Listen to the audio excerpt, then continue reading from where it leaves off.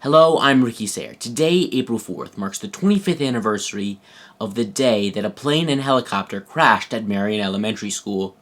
Here is my report. Imagine a plane and a helicopter falling out of the sky and crashing at your school. That's what happened here at Merion Elementary 25 years ago in 1991. The crash claimed the lives of 7 people, including 2 school children and 1 US Senator. As Susan Greenspun of the Mainline Times put it, April is a time of hope, filled with the riot of color as magnolias, weeping cherries, dogwood, and azaleas begin to pop. But 25 years ago, April was marred with an unforgettable tragedy here in Lower Merion and around the nation. Thursday, April 4th, 1991, was the day of the Merion Elementary School catastrophe. The crash occurred during recess at Merion Elementary when a small airplane carrying a US Senator requested a nearby Sun Company helicopter to do a visual inspection of their aircraft to see if the landing gear was down. During a close visual inspection to ensure that the gear was locked in place, turbulence from the helicopter's rotor caused one side of the plane to dip and hit the chopper, causing both to become engulfed in flames and plummet towards the school. Thanks to the online posting of 6ABC's Action News report on the crash, I'm able to share with you this video that shows the wreckage of the plane and helicopter that fell around the school, instantly killing those inside the aircraft. 6ABC reporter Rob Jennings described the location of the crashes. Now, the wreckage of Senator Heinz's plane are directly behind me, and I'll remind you that I'm standing in front of the Merion School on Bala Avenue. The wreckage of the plane right under what is left of that charred pine tree, which apparently took the direct hit of that fiery debris falling on it and setting it on fire, and that's where the 2 children were hit as well. The wreckage of the helicopter fell directly behind the school, and one large chunk of the chopper came within 10 feet of hitting the school. As you said a few minutes ago, Jim, it is a miracle because neither aircraft actually hit the school building. If they had, the death toll could have been much higher than 7. If the crash had happened just 15 minutes later, then 400 students would have been outside for recess. Students and onlookers shared what they saw with 6ABC. Jeremy GREENE was outside at the time of the crash. I was right under it, and I saw 2 planes charging, and then I looked up and I saw a big thing of fire. What did you feel? I just ran to the fence where everybody else was. Walter Chain was among the first on the scene, barely able to look for survivors through the thick, blinding smoke. I stumbled upon the one body. I thought it was a doll.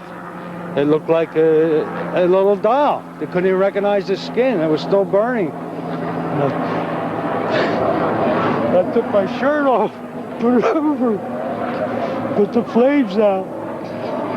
We went out the back door.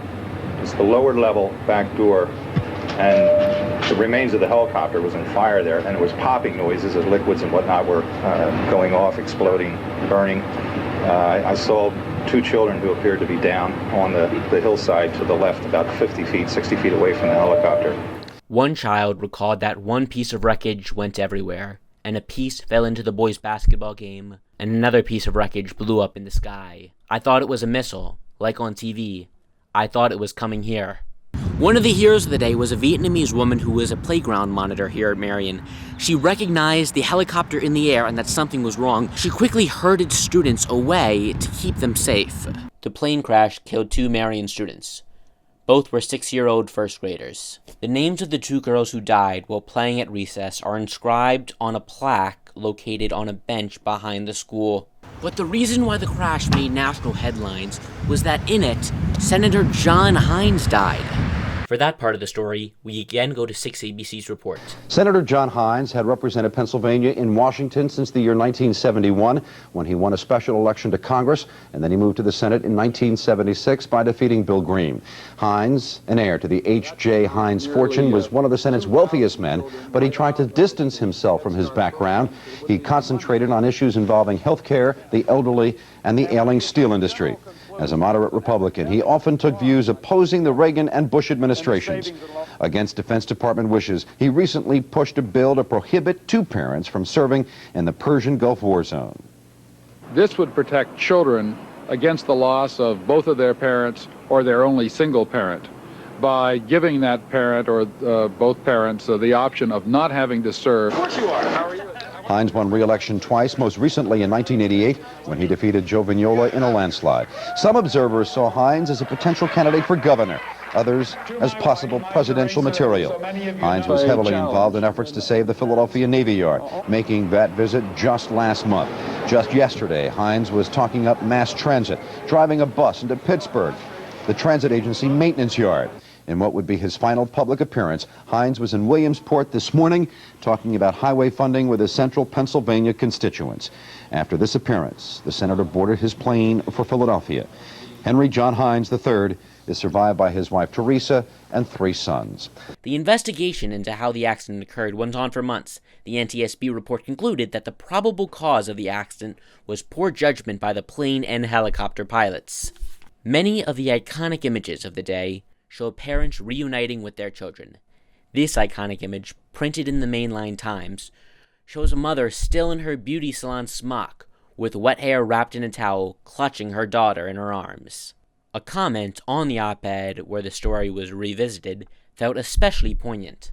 It read, "I will never forget the feeling of utter disbelief that such horror could happen in my neighborhood, and that our children could be lost to something that just fell out of the sky. As a community, we came together, grieving for the lives lost and rooting for the survivors. And we hugged our families a little tighter, mindful of how much is out of our control." Today, 25 years after the accident, current students know little about that sunny April day that is so heavily ingrained in the memories of those who lived through it. April 5th, 1991, the day of the Merion Elementary School catastrophe. Reporting from outside of Merion Elementary School, I am Ricky Reports. Stay informed, Harriton. For more on what happened 25 years ago, click the links in the description. They'll take you to things like the Philadelphia Inquirer archives, the Mainline Times, as well as the video from Action News. For more Ricky Reports videos, as well as Harriton TV content, go to rickyreports.tv or youtube.com/rickyreports and subscribe. Have a great rest of your day today, and have an even better day tomorrow.